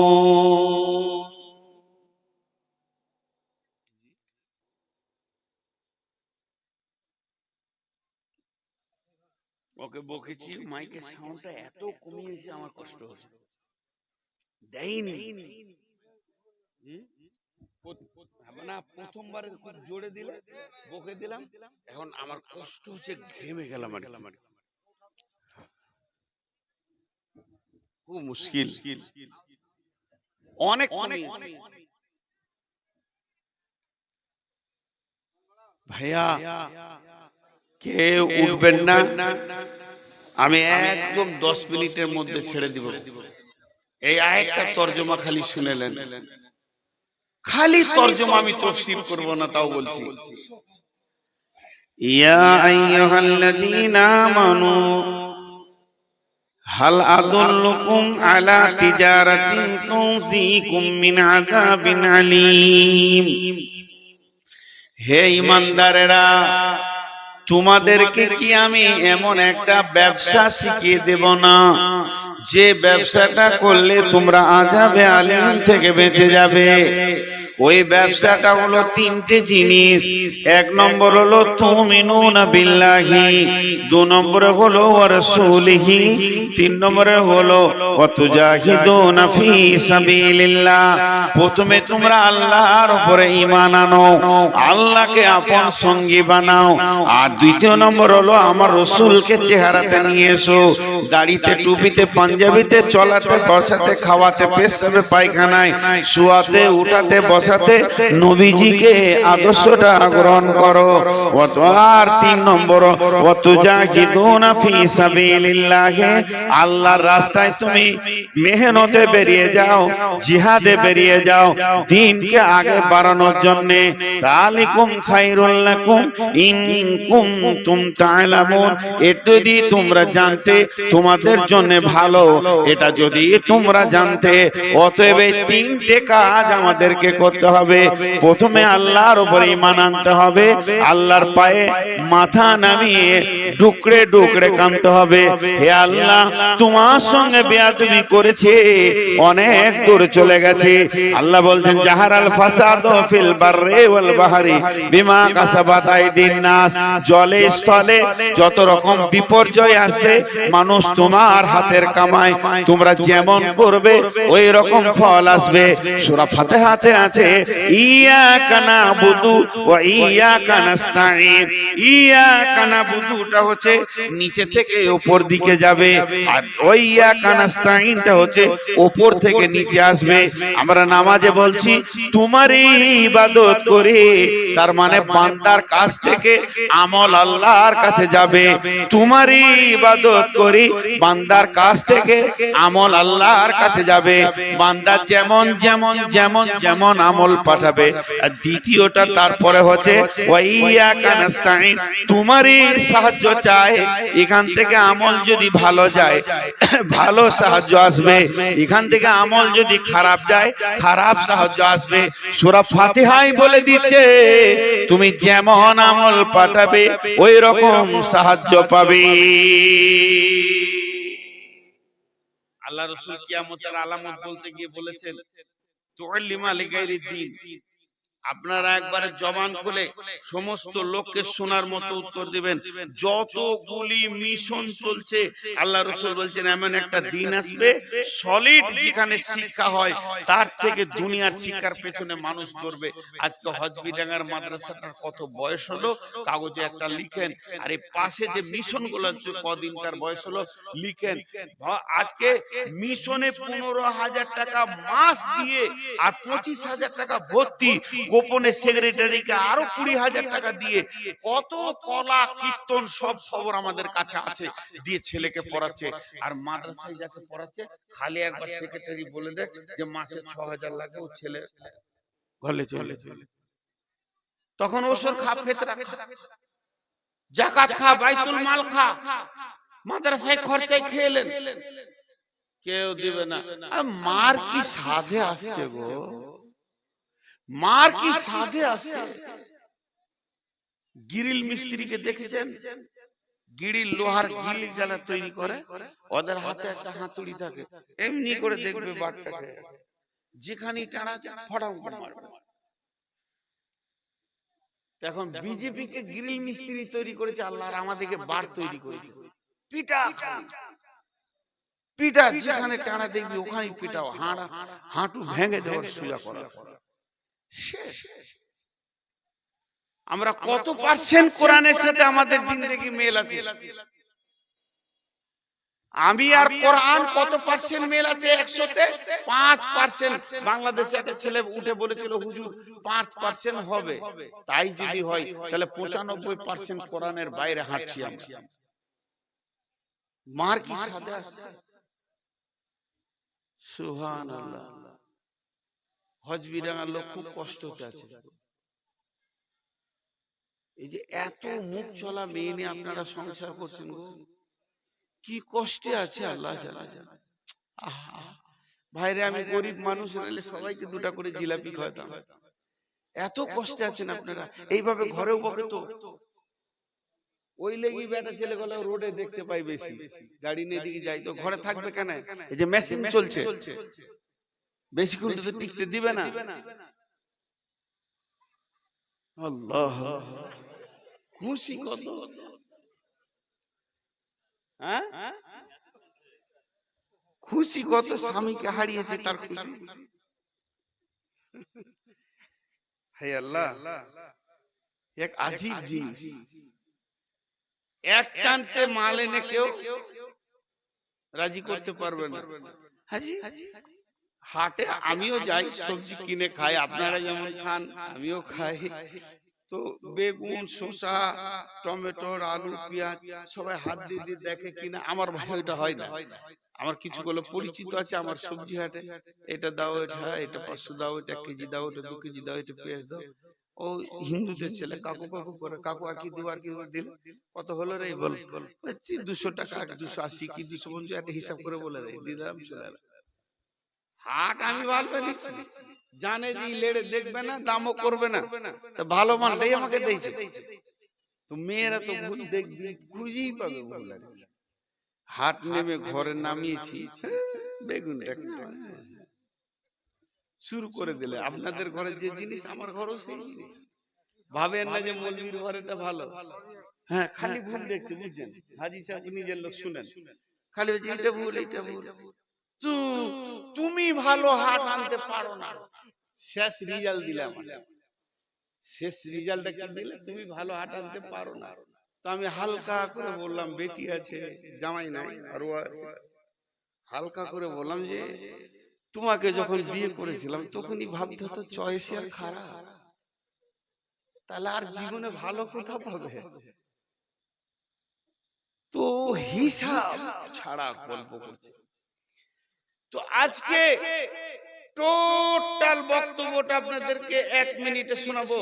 যেটা ছিল সমস্যা আর একটা হলো সমাধান। সমস্যাটাকে এক কথায় বলছি, আমরা আল্লাহর কাছ থেকে সরে গেছি, এটাই হলো সমস্যা। আমরা আল্লাহর কাছ থেকে সরে গেছি, এটাই হলো সমস্যা। আমরা আল্লাহর কাছ থেকে সরে গেছি, এটাই হলো সমস্যা। আর সমাধান হলো ফালিয়াবুদু রাব্ব হাযাল বাইত আল্লাযী আত'আমাহুম মিন জু'ইন ওয়া আমানাহুম মিন খাউফ। আল্লাহর কাছে এসে তওবা করে সমস্ত গুনাহকে, হারামকে ছেড়ে দিয়ে 5 ওয়াক্তের নামাজি হয়ে যান। আল্লাহ রাতারাতি সমস্ত নিয়মকে চেঞ্জ করে দেবেন। পারবেন কি পারবেন না? আল্লাহকে ব্যালট লাগবে না, ভোট লাগবে না, ইলেকশন লাগবে না, রাতারাতি চেঞ্জ করে দিবেন। জি ভাইরা আমার, আল্লাহ করেছেন, আল্লাহ করেছেন। আল্লাহর কাছে কোনো জিনিসের কমি নেই। ইন্নাল্লাহা আলা কুল্লি শাইইন কাদির। আল্লাহ বলেন সমস্ত জিনিসের উপরে ক্ষমতাবান। আজকে রাত্রিতে শুনবেন যে আমাদের দেশের মাননীয় প্রধানমন্ত্রী পিএম রয়েছে নরেন্দ্র মোদি। আবার আগামী কাল সকালে শুনবেন নরেন্দ্র মোদিকে আল্লাহ হেদায়েত দিয়ে দিয়েছে, কালেমা পড়েছে, শাহাদাত গ্রহণ করেছে। এই হেদায়েতটা দিতে ইন্নাকা লা তাহদি মান আহবাবতা ওয়ালাকিন্নাল্লাহ ইয়াহদি মান ইয়াশা। যখন যে মানে বাহরাইনের সম্রাটের কাছে 30 জন সাহাবী গেল, কালেমার দাওয়াত নিয়ে হুঙ্কার দিল এবং বলল, প্রহরী এদের 30 জনকে বেঁধে দাও। একবার রশি দিয়ে বেঁধে দেওয়া হলো, গলাতে বেরি, পায়ে বেরি আর শেকল দিয়ে টেনে দিল। আর বাহরাইনের বাদশা সঙ্গে সঙ্গে ফয়সালা টেনে দিল, যাও আগামী কাল সূর্য অস্তের পরে পরই তোমাদেরকে কতল করে ফেলে দেয়া হবে।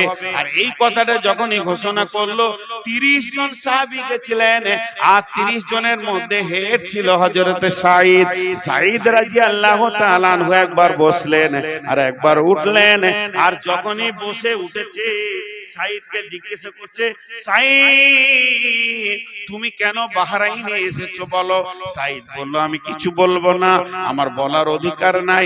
আমাদের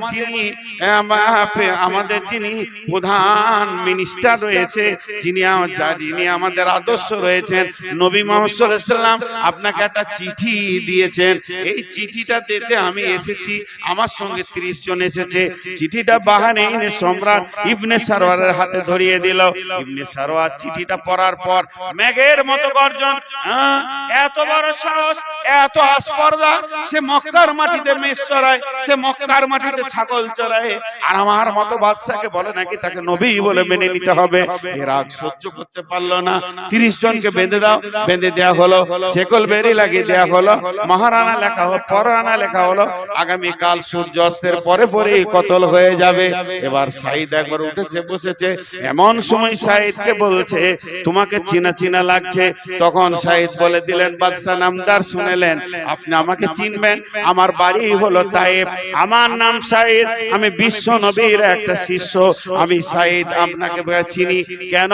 আপনি একদিন তায়েফে আসতে আসতে ওই রাস্তাতে ঘোড়ার উপর থেকে উবুর হয়ে পড়ে গেছিলেন।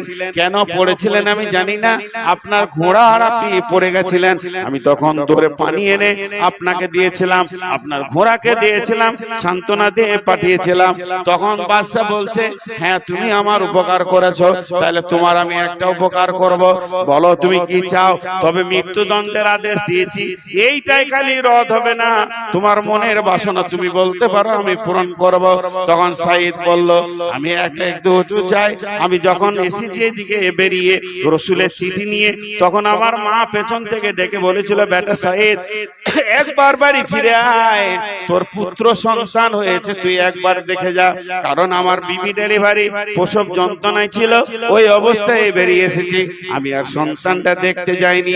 কতলটা আপনি করে দেবেন, আমাকে একবার যদি ছেড়ে দিতেন আমি বাড়ি থেকে ফিরে আসতাম। সঙ্গে সঙ্গে বাদশা বলল, কে পাগল আছে যে বোতলের আসামিকে ছেড়ে দেবে? এটা কোনোদিন হবে না। তবে তোমার পরিবর্তে কাউকে যদি জামিন দিতে পারো তো দেখো। যখনই এ কথা বলা, ওই ভিড়ের ভিতরে ইসহাক নামে একটা সাহাবী ছিলেন, দৌড়ে এসে বললেন, সাইদকে খুলে দেন, আমাকে বেঁধে নেন। সাইদকে খুলে দেওয়া হলো, ওকে বেঁধে নেওয়া হলো। সূর্য ডুবতে আর বাকি নাই, ছোট হয়ে লাল হয়ে গেছে, এবার আস্তে আস্তে আস্তে আস্তে ডুবে যাচ্ছে। এমন সময় জাল্লাদ এলো। ইসহাক কি প্রথমে নিয়েছে, নিয়ে বলছে, তুমি দাঁড়িয়ে যাও। জাল্লাদ হুঙ্কার মারছে, ইসহাক তুমি কে বড় ভুল করেছো, একটা মৃত্যুদণ্ডের আসামি কোনদিন ফিরে আসতে পারে না, তুমি মত জামিনে কেন সই দিলে ভাই? এর মতো বোকামি তো আর দেখা যায় না। দরবারে যত লোক আছে বলা বলি করছে, ভাই ইসহাক কত বোকামি করেছে, একজনের জানের জামিন হয়ে গেছে। এমন সময় লাল রঙে রাঙা হয়ে গেছে মেঘ, সূর্য বসিছে পাটে, খোলাই ফিরেছে বেহুগে, নৌকা লাগেছে ঘাটে। এমন সময় একটা দ্রুত ঘোড়া বালি উড়িয়ে চলে আসছে, কুঁড়ের দাপটে যেন আগুনের ফুলকি ছুটছে। দৌড়ে এসে ঘোড়া থেকে ঝাঁপ মেরে ইসহাক কেটে সরিয়ে দিয়ে গর্দনটা পেতে দিয়ে বলছে, জাল্লাদ তুমি দেখো, শাহিদের ওয়াদা এখনো ঠিক আছে, সূর্য ডুবতে এখনো সিকিখানি বাকি আছে। ইসহাককে বলল, বন্ধু দুনিয়া থেকে চলে গেলাম, কিন্তু তোমার উপকার আমি আর করতে পারলাম না, তোমার কাছে ঋণী থেকে গেলাম, তুমি আমাকে মাফ করে দাও। এদিকে সাইদকে দেখে জাল্লাদের কপালে থরথরনি কাঁপুনি উঠে গেছে, হাত থেকে পড়ে গেল তলোয়ার। আর ইবনে সারওয়ারকে বলছে, ইবনে সারওয়ার আর আমি সাইদকে কাটতে পারবো না। এত বড় আদর্শ যাদের, এত সত্য কথা যারা বলে, যারা ওয়াদাকে ঠিক রাখে, এই রকম ব্যক্তিকে আমি আর কাটতে পারবো না। ইবনে সারওয়ার সিংহাসনে বসেছিল, বাদশা লাফ মেরে দিয়ে দৌড়ে এসে বলল, সাইদ তুমি কেন ফিরে আসিলে কথা জানিতে চাই। ইসহাক তুমি কেন মহৎ জামিনে সই দিলে ভাই? তুমি কি বড় সাহসের কাজ করেছো, মহৎ জামিনে সই করেছো, তুমি বা কেন ফিরে আসিলে? দুজনা কথা বলতে লাগলো, বলতে বলতে শেষ কথা বললো, আমরা মুসলমান, আমরা মুনাফিক নয়, আমরা একটা সত্যকে প্রতিষ্ঠিত করার জন্য শত শত জানকে কতল করে দিই, আমরা মিথ্যার আশ্রয় নিব না, আমরা মিথ্যা বলবো না, আমরা জীবনে ধোঁকা দিব না। তারপরে শুনে নাও, আমাদের যিনি আদর্শ নবী মুহাম্মদ সাল্লাল্লাহু আলাইহি সাল্লাম, তিনি আমাদেরকে মিথ্যা কথা বলতে শিখায়নি, ধোঁকা প্রতারণা শিখায়নি। ইবনে সারওয়ার বলছে, তোমাদের মাঝে এই দ্বীন ইসলাম লোভী আছে রূপায়ণ, আহ কি সত্য হইতে চাইছে আমার মন। তুমি কি এত বড় দ্বীন ইসলাম নিয়ে তোমরা যে আছো, ইসলাম যে এত ভালো আজকে বুঝতে পেরেছি, আমি এবার ইসলামকে কবুল করব। সাইদ তখন বলছে, আমাদেরকে দেখে যদি পাগল হয়ে যান, আমরা তো হলাম জেরক্স কপি, ফটোকপি, আমরা তো অরিজিনাল নয়। আমরা যার কাছে শিখছি সেই অরিজিনালের নাম হলো নবী মুহাম্মদুর রাসূলুল্লাহ সাল্লাল্লাহু আলাইহি ওয়াসাল্লাম।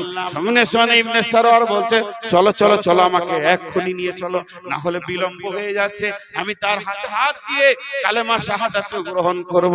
আল্লাহর নবীর কাছে এসে ইবনে সারওয়ার বললেন, আশহাদু আল্লা ইলাহা ইল্লাল্লাহু ওয়া আশহাদু আন্না মুহাম্মাদান আবদুহু ওয়া রাসূলুহু।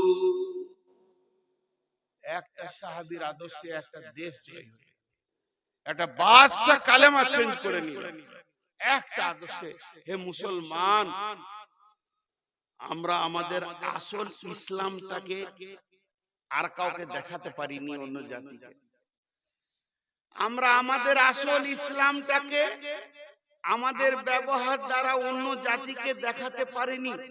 লুচ্চা, লাফাঙ্গার, দাড়ি মারা, মিথ্যা কথা বলা, বেঈমান, সব আমরা গ্রহণ করেছি, আর এগুলোই আমাদের হারাম। অন্য জাতিরা ভাবছে হয়তো মুসলমানদের মধ্যে কোনো জায়েজ আছে, হয়তো আমাদের ব্যবহার অন্য জাতিকে ইসলাম ভুল শিখিয়েছে। সর্বোপরি আপনাদের কাছে আমি একটা কথা বলছি, যতগুলো লোক বসে আছেন আমার হাতের দিকে তাকান।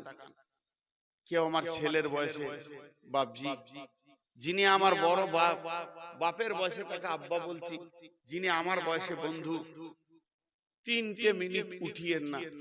খালি আমি একটা কথা বলবো, এই 3টে মিনিটের ভিতরে, এটা আমি মুসাফির, আমার এটাও মুসাফির, আমার সাথেই ঘুরে, এই মুসাফির চাদরটাকে এখানে দিছি, আমি দোয়া করতে চলেছি বিশ্ব মুসলিমের জন্য, প্রাণ খুলে আমিন বলবেন।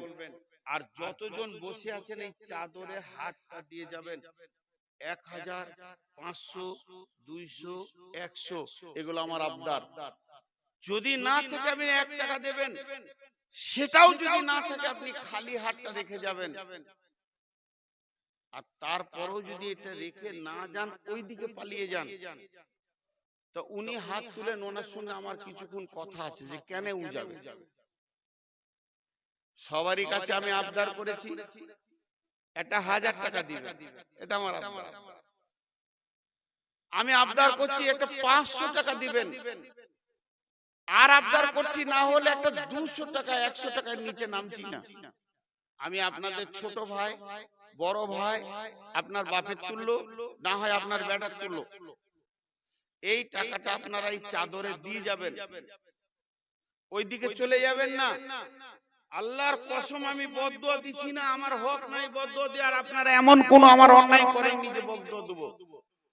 কিন্তু একটা কথা আল্লাহকে বলবো, আল্লাহ আমি ডাকছি কোন দিকে, এই ভাইয়ের দিকে ডাকিনি, আমি আমার দিকে ডাকিনি, এনাদের দিকে ডাকিনি, এদিকে তাকিয়ে দেখেন এইটার উপরে মহব্বত আছে কিনা দেখেন, এইটার দিকে ডাকছি, এটার দিকে ডাকছি।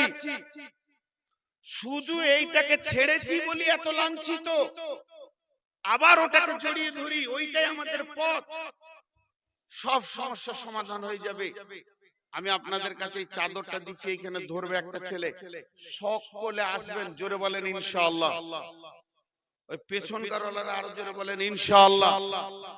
কিন্তু ওদিকে যাবেন না তো, ওইদিকে পালাবেন না তো, কথা বলে না। যদি পালান তা মুসা নবীর কম 6 মাস রাস্তা খুঁজে পাইনি, সকাল হয় খালি দেখো ওইখানে, এটা মেয়েদের দিকে পাঠিয়ে দেন, সকাল হয়ে দেখো ওইখানেই আছে। এমন দোয়া দিব যে আল্লাহ ওকে সারা রাত হাঁটাও, আর শিয়ালে যেন মাঝে মাঝে খ্যাক খ্যাক করে তাড়ে, আর সূর্য উঠলে যেন প্যান্ডেলের নিচে থাকে।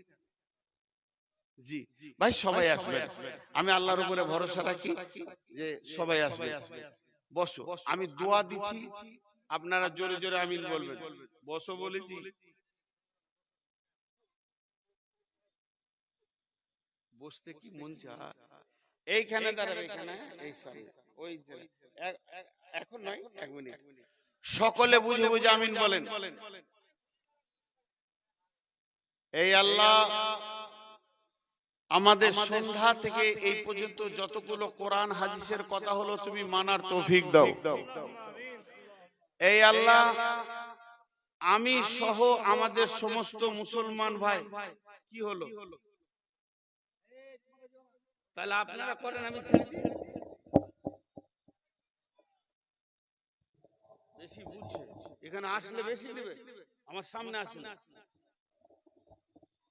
আমি একটা চাদর দিচ্ছি, একটা চাদর থাকবে, একজনে চলে যাবেন না ভাই, হাত দুটো ধরে বলছি, দ্বিতীয় কোনো চাদরে দেবেন না, আর এক জায়গায় আমার সামনে দেবেন, আমি তো দোয়া দিব আপনাদেরকে। আল্লাহর সঙ্গে পালাবেন কি বলেন, বলেন ইনশাআল্লাহ পালাবেন। এই আল্লাহ বিশেষ করে পশ্চিমবঙ্গে মুসলমানদের উপরে বেঈমানদের একটা অত্যাচার চলছে, তুমি সমস্ত সমস্যা সমাধানকারী সমাধান করে দাও। সেই বেঈমানদের জন্য প্রথম দোয়া দিছি, আল্লাহ তুমি ওদের জন্য হেদায়েতের দরজা খুলে দিয়ে আমাদের দলভুক্ত ভাই করে দাও। যদি তোমার কলমে হেদায়েত না থাকে, দৃষ্টান্তমূলক সাজা দিয়ে দুনিয়া থেকে সরিয়ে দাও। মুসলমানদের রাস্তা আল্লাহ তুমি ক্লিয়ার করে দাও। আল্লাহ তুমি মুসা নবীকে পানিতে জায়গা দিয়েছো, ইব্রাহিমকে আগুনে রেখেছো, তুমি সেই আল্লাহ। আজকের পশ্চিমবঙ্গের মুসলমানদের উপরে ওই রকম অত্যাচার চলছে। আমরা পাপ করেছি, আমরা গুনাহ করেছি, আমরা তোমার হুকুমের বাইরে চলেছি, তবু আমাদের একটা দাবি, আমরা তোমারই গোলাম, তুমি ছাড়া কাউকে সাজদা করি না। তো আমাদের পাপের দিকে আল্লাহ তুমি তাকাইলে সব জাহান্নামে চলে যাব। রাসূল সাল্লাল্লাহু আলাইহি বলেছেন আমিও আল্লাহর দয়ার প্রত্যাশী, আমরা সবাই তোমার দয়ার প্রত্যাশী। পাপ করেছি, তুমি আমাদেরকে শাসন করো, আমাদের ঘাট ধরে মসজিদে ভরে দাও, কিন্তু বেঈমানদের হাতে আমাদেরকে আল্লাহ তুমি তুলে দিও না। আল্লাহ তুমি বেঈমানদেরকে দৃষ্টান্তমূলক শাস্তি দাও, মুসলমানদেরকে হেফাজত করো, মুসলমানদের নারীদের হেফাজত করো, মুসলমানদের মালের হেফাজত করো, মুসলমানদের ব্যবসা বাণিজ্যের হেফাজত করো।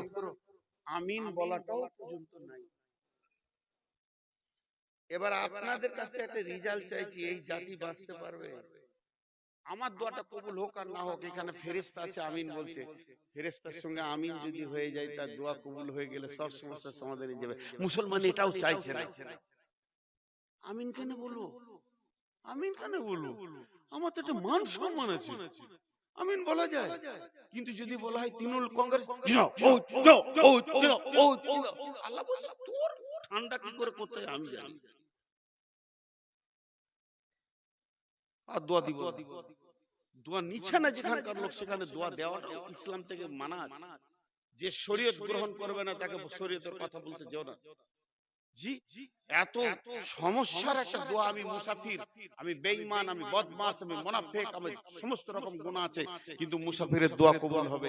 আর এখানে লাখো ফেরেশতা আছে, এখানে কত মাসুম বাচ্চা রয়েছে, এখানে মাদ্রাসার তালিব ইলম রয়েছে, আলেম ওলামা মুরব্বি রয়েছে, সাদা দাড়ি দোয়া আল্লাহ কবুল করেন সেও রয়েছে। ভাই যদি কবুল হয় সমাধান হবে, কিন্তু আমিনটাও বলার ক্ষমতা নেই। বলেন জাতিটা কোন জায়গায় চলে গেছে? রিজাল্ট দেখেন, রিজাল্ট। এই আল্লাহ তুমি আমাদের হয়ে যাও, আমাদেরকে তোমার আপনজন বানাও, আমাদের যতজন কবরে চলে গেছে কালেমার সঙ্গে নিয়ে আল্লাহ তাদেরকে মাফ করো, তাদের কবরগুলোকে নূরে মানওয়ার করো। আমরা যারা জীবিত আছি আল্লাহ আমাদের রাস্তা ক্লিয়ার করে দাও। যে বেঈমান আমাদের সামনে দাঁড়িয়েছে তাদেরকে আল্লাহ তুমি দৃষ্টান্তমূলক শাস্তি দাও। এই আল্লাহ, এই আল্লাহ, এখন রাত্রি 12টা ক্রস হয়ে গেছে, এটা ভাইটাল টাইম। মাবুদ পাপ করেছি মাফ করো, তবু আল্লাহ আমাদের রাস্তাকে ক্লিয়ার করো। যারা আমাদেরকে এত কষ্ট দিচ্ছে আল্লাহ তাদের সেই নীল নকশার জালগুলোকে কেটে তছনছ। হে আল্লাহ, এই মাদ্রাসায় সন্ধ্যা থেকে পর্যন্ত যারা 1 টাকা থেকে নিয়ে দিয়েছে, বা জালসার সূচনা থেকে 1 টাকা 2 টাকা যাই দিয়েছে, আর এর পরে যারা দিবে, সমস্ত দোয়া তুমি কবুল করে নাও, দানকে কবুল করে নাও। সকলে বলেন সুবহানাকা আল্লাহুম্মা ওয়া বিহামদিকা আশহাদু আল্লা ইলাহা ইল্লা আনতা আস্তাগফিরুকা ওয়া আতুবু ইলাইকা। সকলে আসবেন, একজন বাদ। ওয়াল্লাহু লা ইয়াহদিল কওমাল ফাসিকিন।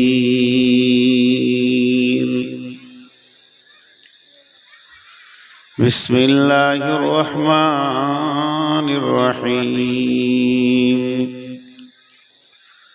কুল হুয়াল্লাহু আহাদ আল্লাহুস সামাদ লাম ইয়ালিদ ওয়া লাম ইউলাদ ওয়া লাম ইয়াকুল লাহু কুফুয়ান আহাদ। মোরা নকনি মুসলমান, মোদের নাইকো কাণ্ড জ্ঞান। মোরা নকলি মুসলমান, মোদের নাইকো কাণ্ড জ্ঞান। যুগের হয় বইয়ে দিলাম মোদের দিন ঈমান গো, মোদের দিন ইসলাম। মোরা এমনি ভাবে পার্টি করি, ভাইয়ে ভাইয়ে লড়ি মরি। মোদের ভোটের জোরে বাবু বিধানসভায় যান, বাবু লোকসভায় যান। মোরা নকলি মুসলমান, মোদের নাইকো কাণ্ড জ্ঞান। যুগের হয় বইয়ে দিলাম মোদের দিন ঈমান গো, মোদের দিন ইসলাম। শ্রদ্ধেয় সুযোগ্য আজকের সবার সভাপতি, উপস্থিত আকাশের তারকা সাদৃশ্য আলেম ওলামা বৃন্দ, সামনে আমার দিনদার ইমানদার মুমিন ভাই সকল ও পর্দা থেকে সুন্নেওয়ালি মোমেনা মা ও বোনেরা, প্রশংসা, গুণগান, গণকীর্তন, স্তব, স্তুতি, ভালোবাসা, তকদীর, হায়াত, মৌত, রুজি, জান্নাত, জাহান্নাম, পুলসেরাত, আখেরাত সবকিছুর মালিক আল্লাহ, যে মহান মুনি আজকে আমাদেরকে বিভিন্ন এলাকা, গোত্র, বংশ, জাতি, ধর্ম, বয়স, বর্ণ নির্বিশেষে বিভিন্ন এলাকা থেকে হজবিডাঙ্গা মুর্শিদাবাদ হজবিডাঙ্গা মাদ্রাসা কেন্দ্রিক আয়োজিত মাহফিলে হাজির করেছেন। 30শে মার্চ সোমবার দিবাগত রাত্রিতে। এর জন্য আমরা সেই মুনিবের দরবারে শুকরিয়া করি, আলহামদুলিল্লাহ। দরুদ ও সালাম বর্ষিত হোক আখিরি পয়গম্বর নবী মুহাম্মদুর রাসূলুল্লাহ সাল্লাল্লাহু আলাইহি ওয়াসাল্লামের উপর। আল্লাহুম্মা আমিন, আল্লাহুম্মা সাল্লি আলাইহি, আল্লাহুম্মা বারিক আলাইহি।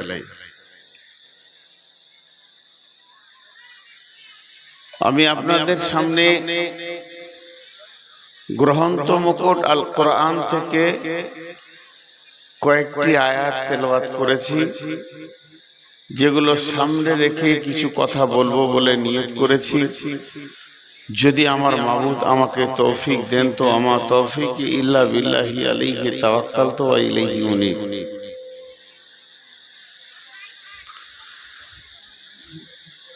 আজকে সারা পৃথিবীতে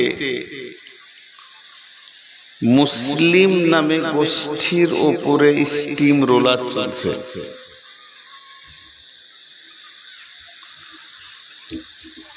উর্দুতে একটা কথা আছে, মাথা ঠিক করে দেবো। আর একবার যদি কোন শব্দটা শুনি আমি আবার মাইক চালাই। আজকে সারা পৃথিবীর বুকে মুসলিম মুসলিম মুসলিম এই মুসলিম নামটা আমাদের রেখেছেন যিনি, তিনি হচ্ছেন হযরত ইব্রাহিম আলাইহিস সালাম। ওয়াসাম্মাকুম মুসলিমিন, আমাদের নাম রাখা হয়েছে মুসলিম। এই মুসলিম নামে গোষ্ঠীটা, এই দলটা, আল্লাহ রসুল এদেরকে এক বলেছে, কুল্লু মুসলিমিন ইখওয়ান, সমস্ত মুসলমান ভাই ভাই। এই গোষ্ঠীটা যেখানে আছে, বাংলাদেশে আছে, ভারতে আছে, পাকিস্তানে আছে, শ্রীলঙ্কায় আছে, নেপালে আছে, ভুটানে আছে, আমেরিকায় আছে, আর ফিলিস্তিনে আছে, যে জায়গায় আছে এদের ওপরে স্টিম রোলার চলছে। এই তোমার কোনো অসুবিধা আছে? আর আসবে না, ক্যামেরা খুলে দাও, আমি বাইন্ড করে নিচ্ছি। বারবার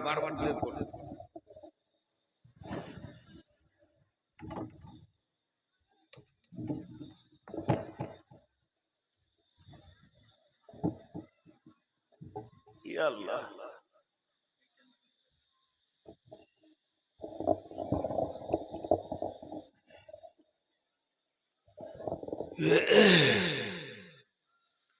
এদের ওপরে স্টিম রোলার চলছে।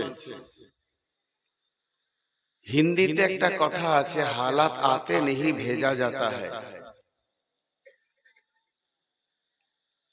এই অবস্থাগুলো আসেনি, পাঠানো হয়েছে।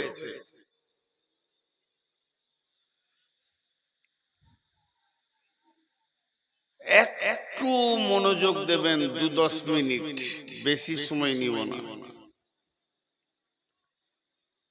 জাহারাল ফাসাদু ফিল বাররি ওয়াল বাহরি বিমা কাসাবাত আইদিন নাস। জলে স্থলে যেখানেই বিপর্যয় আসছে, মানুষের হাতে কামায় ফল। কোন জায়গায় মুসলিম মার খায়নি সেই জায়গাটার নাম বলেন। ইভেন সৌদি আরব, যেখানে এখনো কোরআনের আইন চলে, যতদূর পারা যায় চলে। কেন?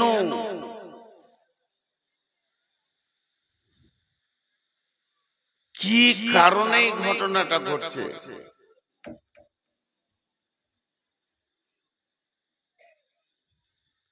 আজকে দেখেন, আমরা এখানে জালসাতে যতগুলো লোক বসে আছি, আমি একাই বলবো, আপনারা শুনবেন। এই নিয়মটা আজকে বাদ, আজকের জন্য বাদ।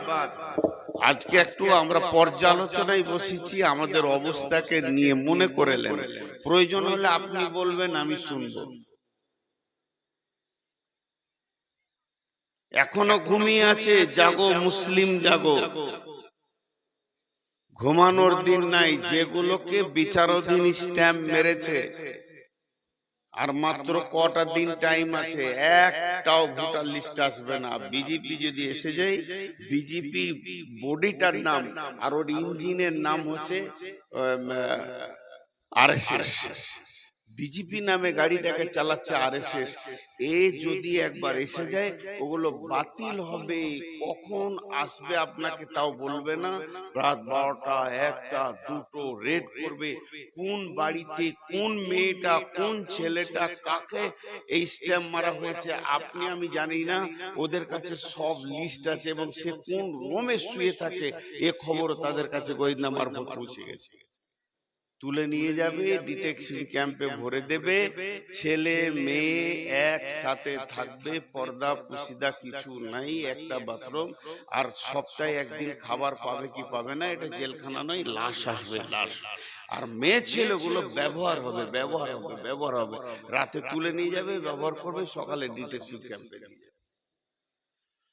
যদি কথা মিথ্যা মনে হয়, অল্প টাকা খরচা হবে, একবার আসামটা ঘুরে আসেন। যে কটা বললাম চলছে কি চলছে, ওদের রানিং চলছে।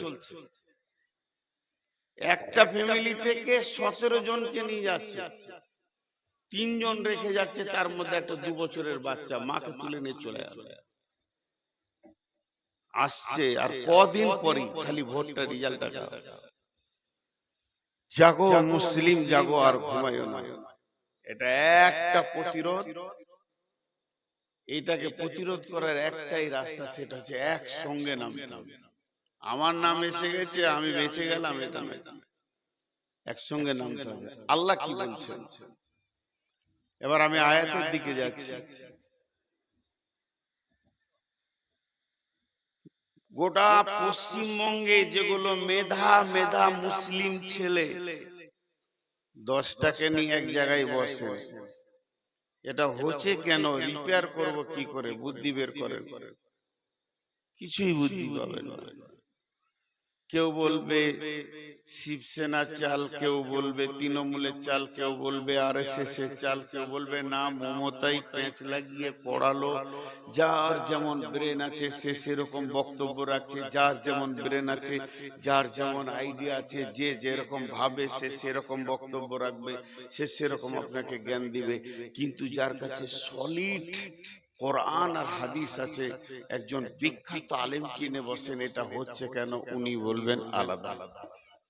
মনে করেন আজকে আমাদের সঙ্গে চিন্তা ভাবনায় যদি মদিনা ইউনিভার্সিটির প্রিন্সিপাল থাকতেন, তা কি বলতেন? বিসমিল্লাহির রহমানির রহিম।